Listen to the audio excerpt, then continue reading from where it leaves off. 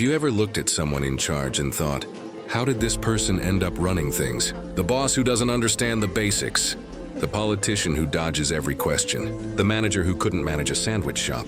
Today, we're diving into the question, why do clueless people end up in charge? And as it turns out, philosophers have a lot to say about this. Let's rewind the clock all the way back to ancient Greece. Plato, a guy who studied under Socrates, had a pretty bleak view of democracy. In the Republic, he said trusting the masses to pick a leader is like letting a bunch of drunk passengers vote for who should captain the ship. Spoiler, they'll probably pick the funniest guy, not the one who knows how to sail. Plato believed that only philosopher kings, people trained in wisdom and virtue, should rule. Why? Because charisma and competence aren't the same thing. Fast forward a couple thousand years, and modern psychology gives us another clue. It's called the Dunning-Kruger Effect. It turns out the less people know, the more confident they tend to be. Meanwhile, those who do know their stuff often doubt themselves. So, in a competitive workplace or political race, guess who rises? Not the person who's best, but the one who thinks they're best and convinces others of it too. Now let's get a little darker.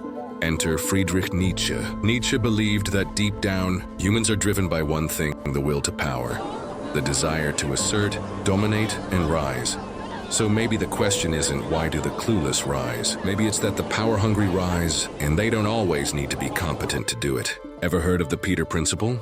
It says people in organizations get promoted based on how well they do their current job, not the one they're being promoted into. So eventually, everyone gets bumped up until they land in a role they're not good at. And there they stay, forever, clueless, in charge.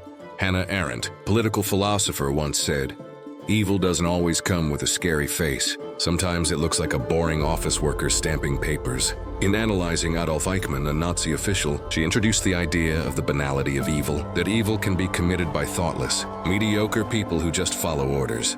And bureaucracies? They often reward that exact kind of behavior. And finally, in the age of Instagram, TikTok, and 24/7 media, French philosopher Jean Baudrillard said we're living in a world of simulacra copies without an original. In other words, it's not about being a good leader. It's about looking like one. We don't follow the best, we follow the best performers. So why do clueless people end up in charge? Because we live in systems that reward confidence over competence, appearances over substance, and ambition over wisdom. It's not always the best who rise, it's the boldest, the loudest, the most convincing. But here's the real question. If that's the system we've built, what kind of leaders do we truly deserve?